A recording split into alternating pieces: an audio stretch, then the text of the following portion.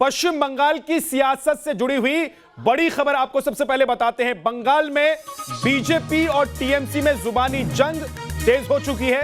पश्चिम बंगाल में सक्रिय आतंकी दिलीप घोष ने यह कहा है कि पश्चिम बंगाल को बांग्लादेश बनाने की साजिश हो रही है। अभिषेक बनर्जी ने दिलीप घोष पर आपत्तिजनक टिप्पणी की।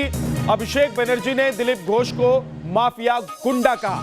तो दोनों तरफ से वार पलटवार हो रहा है, जुबानी जंग हो रही है, तल्खी नजर आ रही है। लेकिन क्या हुआ है, क्या कहा है दिलीप घोष ने, आपको सुनवाते हैं।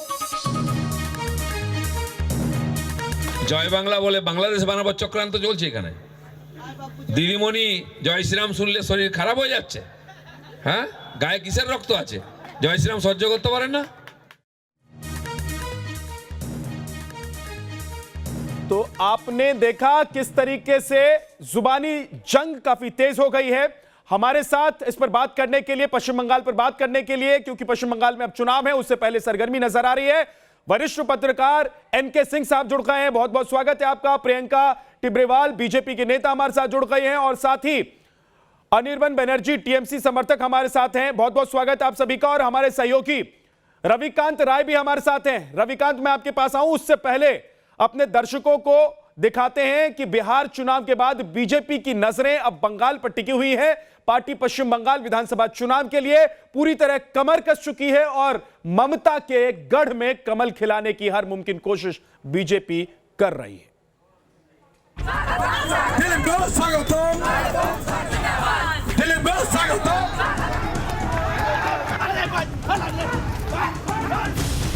बीजेपी का मिशन बंगाल, दीदी बनाम मोदी अब की बार।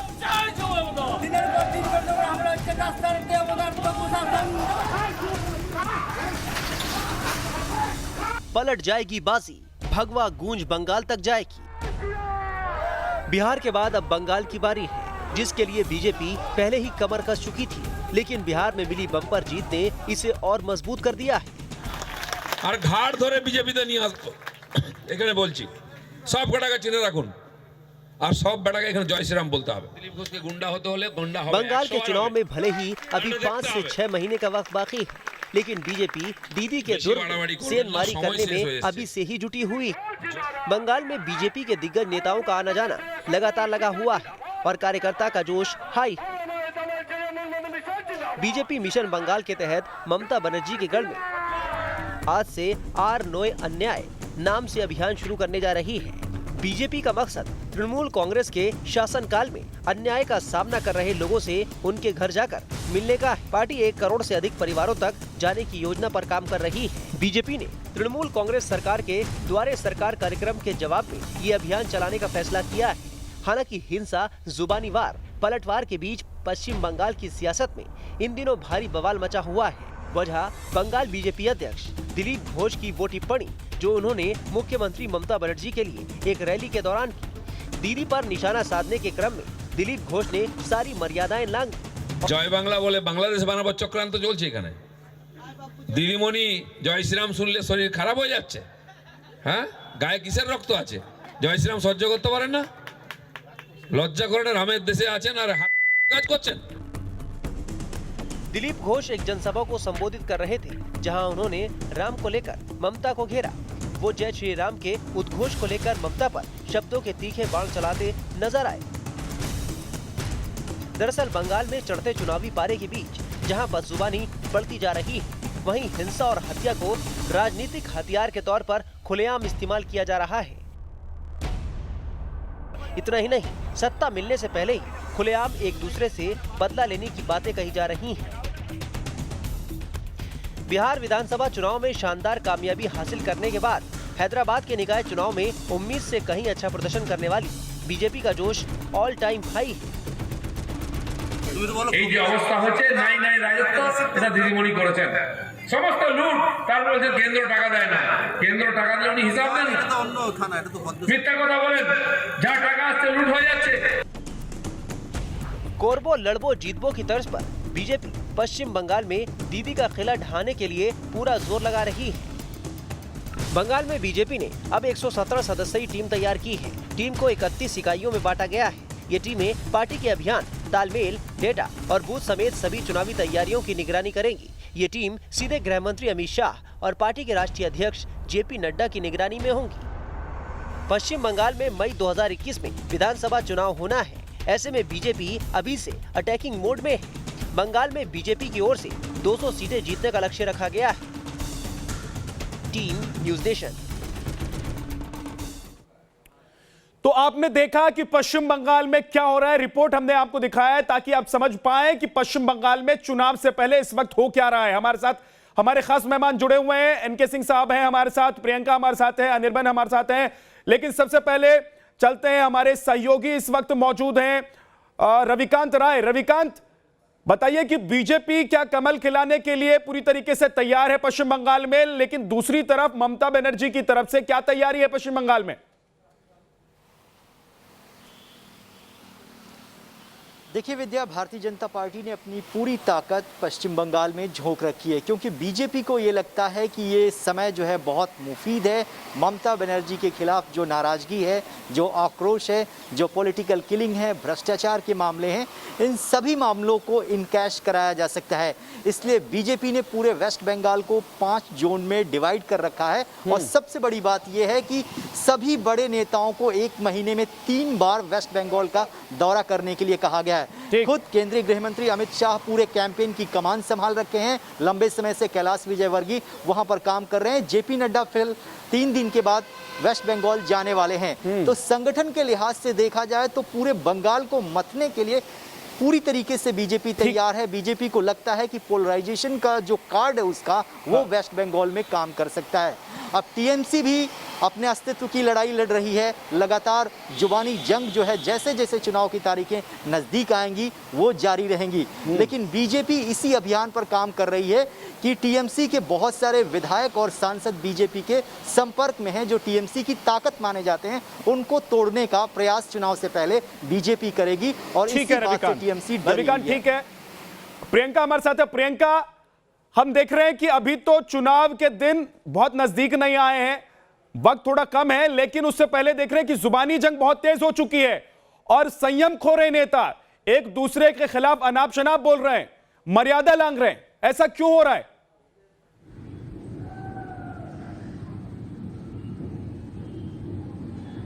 देखिए, जहां तक मर्यादा की बात है, मुझे नहीं लगता कि हमने किसी भी तरह की मर्यादा लांघी है। हमने हमेशा पश्चिम बंगाल के लोगों पर जो अत्याचार हो रहा है, जो हिंसा हो रही है, उसको लोगों के सामने लाया है, सबको ये दिखाया है और आज पूरे देश को ये दिखाने की कोशिश की है हमने, और हम उसमें सफल भी हो रहे हैं।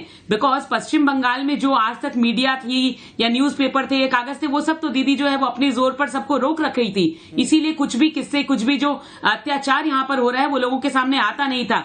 मैं एक बात बहुत स्पष्ट कर देना चाहती हूं कि हिंसा और राजनीति का ये जो एक दूसरे को पूरक बनाने का तरीका है, सबसे ज्यादा ममता बनर्जी का इसमें योगदान रहा है। उसने हिंसा की राजनीति की है, उन्होंने इस तरह की राजनीति की है जहां हजारों लोगों का खून हो गया है और 150 से ज्यादा कार्यकर्ताओं की हमारी हत्या हुई है, जिसका अंतिम संस्कार बीजेपी लोगों ने किया है। तो हमने जो दुख भोगा है, जो हमारे मन की व्यथा है, वो तो मुंह से बाहर आएगी ही। मगर आप फिर भी देखिए, उसके बावजूद आज टीएमसी क्या कर रही है। 9 वर्षों तक उन्होंने कुछ नहीं किया, आज लोगों को प्रलोभन दे रही है वोट के समय कि हम स्कूल में और कॉलेजेस में टैब बांटेंगे। और इसमें भी राजनीतिकरण देखिए, इसमें भी इनकी तुष्टिकरण की राजनीति देखिए कि ये कहते हैं ये कहां बांटेंगे, ये सारी चीज मदरसाओं में बांटेंगे। तो कौन क्या राजनीति कर रहा है उसको तो लोगों के सामने लाना पड़ेगा। ये हत्याओं का दौर लगातार चला है और पार्टी कार्यकर्ताओं की हत्या हुई है, यह भी सत्य है। लेकिन आने वाले दिनों में पश्चिम बंगाल में विधानसभा के चुनाव हैं, उससे पहले क्या सब कुछ ठीक ठाक रहने वाला है? आप लोगों की तलखी ऐसे लग रही है जैसे आने वाले दिनों में तूफान आने वाला है पश्चिम बंगाल में।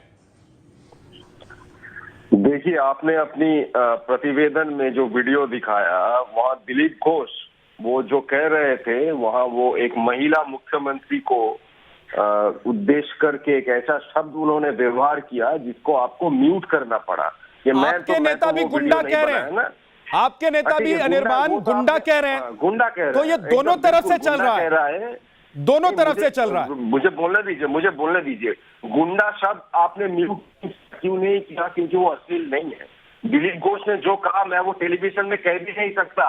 आपने म्यूट कर दिया। ये है उनकी असभ्य अभद्र संस्कृति, जिस पार्टी से प्रियंका जी खुद आती है, और उनको बीमारी है, वो है झूठ बोलने की बीमारी। उनसे आप फैक्ट मांगिए, वो नहीं दे पाएंगे। उनसे आप बोलिए कि आप झूठ पे झूठ बोलते जाइए, वो बोलते जाएंगे, प्रोग्राम खत्म हो जाएगा, उनका झूठ खत्म नहीं होगा। तो ये उनकी राजनीतिक संस्कृति है। इसी को हम कह रहे हैं कि ये बंगाल का संस्कृति नहीं है, ये बाहर से लाया जा रहा है। प्रियंका जी खुद ये संस्कृति बाहर से ला रही है। झूठ बोलने की, राजनीति में झूठ की कोई जगह नहीं है। बाहर से कहां से लेकर जा रही हैं आप लोग ये संस्कृति? और पश्चिम बंगाल में जिसकी सरकार है वो देखिए, ऐसा है, जिस राज्य को सिर्फ एक सेकेंड अनिर्बन गांगुली को मैं बता दूं कि बंगाल सिर्फ उनका नहीं है, मैं बता दूं कि हम कौन है, कहां से हैं, इसके लिए मुझे उनको डिटेल देने की दरकार नहीं। और पहली बात यह आपको बता दूं कि जिस पश्चिम बंगाल को संस्कृति और धार्मिक तौर पर जाना जाता था, आज वहां की संस्कृति और ये जितनी भी बंगाल की जो व्यवस्था थी, जिसको लोग जानते थे कभी, उन सबको नष्ट नाबूद करने में सबसे बड़ा हाथ टीएमसी का रहा है। चाहे वो लेफ्ट को उखाड़ने के लिए किया हो या अब बीजेपी के साथ जो है वो अपनी जगह और सत्ता बनाए रखने के लिए वे कर रहे हैं। आप ये बताइए, आज बंगाल के साथ जितनी दुर्नीतियां हुई है वो सब टीएमसी ने की है। कारखाना नहीं बैठने दिया गया। टाटा जब यहां पर काम लेकर के आ रहा था लोगों के लिए, तब इन्होंने वो कारखाना नहीं बैठने दिया गया, सिर्फ और सिर्फ सत्ता के लालच में। सिंगूर में इन लोगों ने जो किया, नंदीग्राम में इन लोगों ने जो किया, लोगों का रक्त बहाया, तो ये रक्तचाप की जो राजनीति ये कर रहे हैं, ये पूरा पश्चिम बंगाल देख रहा है। इसमें सच और झूठ की कोई बात नहीं। और अभी भी कुर्सी पर बने रहने के लिए 150 से ज्यादा हत्याएं, जिनका कोई इन्वेस्टिगेशन नहीं होता, पर चर्चा हो रही है, हत्याएं हो रही है पश्चिम बंगाल में। आप लोग मर्यादा लांघ रहे हैं, जुबान आप लोगों की जुबानी जो बार पलटवार का दौर है वो तो चल रहा है, मर्यादा लांघ रहे वो तो चल रहा है, लेकिन हत्याओं का दौर लगातार चला है पश्चिम बंगाल में। आप क्या उससे इनकार करेंगे? देखिए, प्रियंका जी तो जो होर्डिंग डालते हैं कोलकाता में, लिखते हैं कि वो सुप्रीम कोर्ट के एक लॉयर है, पर उनको राजनीतिक इतिहास कुछ पता ही नहीं है। देखिए, इनको पर्सनल है ना mister Anirban, listen, if you have some problem and if you can not afford hoardings, I will help you, but आप मुद्दे की बात करिए। चलिए, आप झूठ बोल, आप मुद्दे की बात करिए, डोंट गेट पर्सनल ना। आपके पास आपकी पार्टी का पक्ष रखने के लिए अगर कोई बात है तो वो करिए। नहीं, I object to this, I object, anchor should interfere, anchor should interfere. आप सुप्रीम कोर्ट का लॉयर है। अनिर्बान मुद्दे पर बात कीजिए, मुद्दे पर बात कीजिए। एक सेकंड, प्रियंका और अनिर्बान आप दोनों चुप हो जाइए, एक सेकंड चुप हो जाइए। अनिर्बान आप भी चुप रहिए। एनके सिंह साहब, ये टीवी चैनल पर बैठकर हालत है, आप देखिए, फिर तो पश्चिम बंगाल में क्या हो रहा है और क्या होगा इसका अंदाजा लगाना बहुत मुश्किल नहीं है।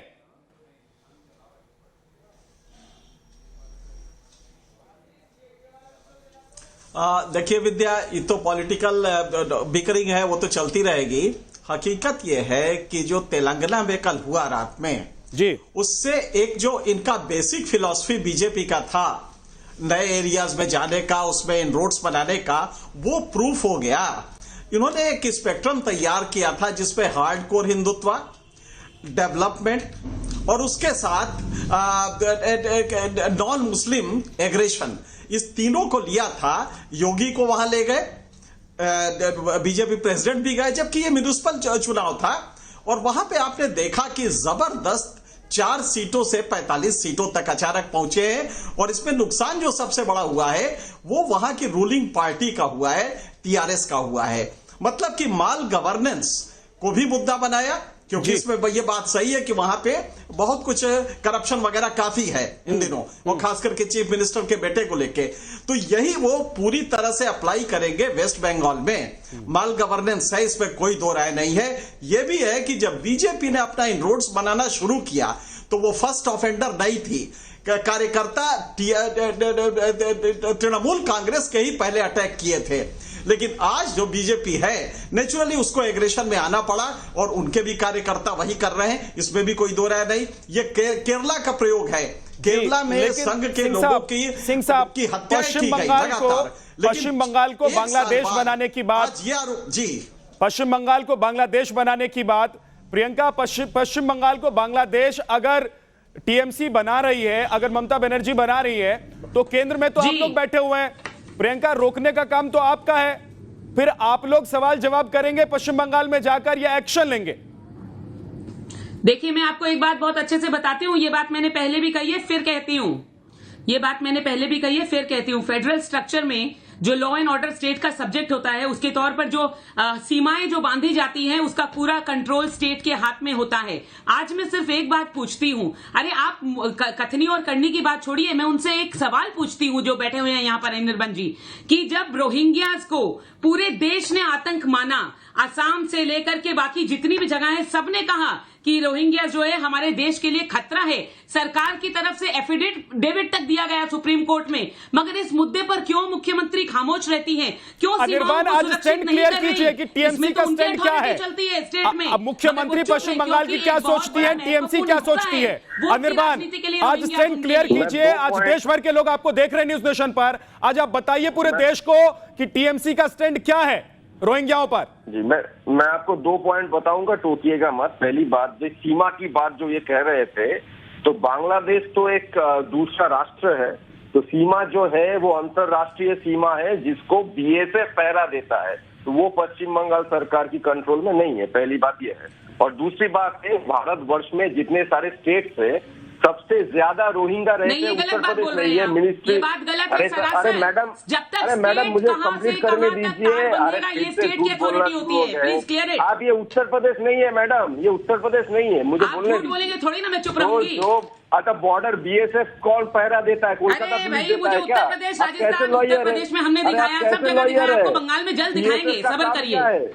इंटरनेशनल बॉर्डर कौन कंट्रोल करता है? अरे आप सबर करिए, आप सबर करिए निर्बन जी, मैं कैसी लॉयर हूँ आपको बहुत जल्द पता चलेगा। मुझे तो मालूम है, मैंने आपको पहले ही कहा कि आपके पास पर्सनल मुद्दा छोड़ के कोई बात नहीं है, क्योंकि आपकी पार्टी ने 9 सालों तक कुछ किया नहीं है, सिवाय नारदा और सारदा के पैसे खाए हैं लोगों के, कट मनी किया है, गरीब लोगों का धन खाया है, उसके बावजूद हत्याएं की है गरीबों की। आज इसीलिए गांव गांव ग्राम ग्राम लोग बोलते हैं बीजेपी जिंदाबाद, और बोलते हैं दीदी तुम दूर हटो। आपको पता है ये राजनीति यहाँ चलने वाली नहीं है। निर्बान, आपने जवाब नहीं दिया मेरे सवाल का जवाब आपने नहीं दिया। रोहिंग्या पर पश्चिम बंगाल सरकार का स्टैंड क्या है? और हर साल जो हजारों बांग्लादेशी घुसपैठिए पकड़े जाते हैं, जिन्हें गिरफ्तार किया जाता है, वो कैसे घुसकर आते हैं, और उसको लेकर पश्चिम बंगाल की सरकार ममता बनर्जी क्या सोचती है? तो क्या पश्चिम बंगाल को बांग्लादेश बनाना चाहती है ममता?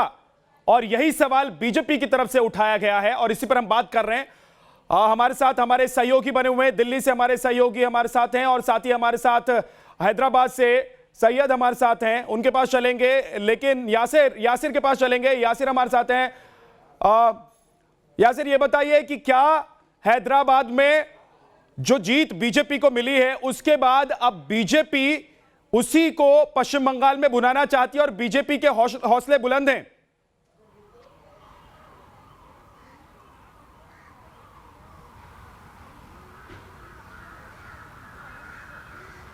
बिल्कुल, देखिए जो स्ट्रेटजी अपनाई गई थी हैदराबाद में, वो स्ट्रेटजी में बीजेपी सफल हो गई है, और अब इसी स्ट्रेटजी को जो है बीजेपी पश्चिम बंगाल में भी अपनाएगी, क्योंकि जिस तरह से प्रचार यहाँ पर किया गया था हैदराबाद में, तो हमने देखा किस तरह से एक तरफ ध्रुवीकरण का प्रचार किया जा रहा था, तो दूसरी तरफ मुद्दे भी उठाए जा रहे थे जो स्थानीय मुद्दे हैं। तो 2 फ्रंट स्ट्रैटेजी थी, एक तरफ पोलराइजेशन भी करते रहो, दूसरे तरफ स्थानीय मुद्दे भी उठाते रहो। तो उसमें जिस तरह से सफलता मिली है बीजेपी को, 4 से 45 तक पहुंची है, उसी को जो है बीजेपी अब एग्जीक्यूट करेगी पश्चिम बंगाल में, क्योंकि पश्चिम बंगाल में भी जिस तरह से हमने देखा कि हिंसा हुई है, जो और जिस तरह से जुबानी जंग जो अभी चल रही है, तो कहीं ना कहीं साफ दिख रहा है कि पोलराइजेशन का जो स्ट्रैटेजी है वो वहाँ पर भी एग्जीक्यूट किया जाएगा। साथ ही साथ जो है स्थानीय मुद्दे भी उठाए जाएंगे, ताकि दोनों तरफ से जो है ममता बनर्जी को घेरा जा सके। ठीक, एक छोटे से ब्रेक के लिए हम रुक रहे हैं, लेकिन तमाम मेहमान हमारे साथ, हमारे सहयोगी हमारे साथ जुड़े हुए, एक छोटे से ब्रेक के बाद वापस लौटते हैं।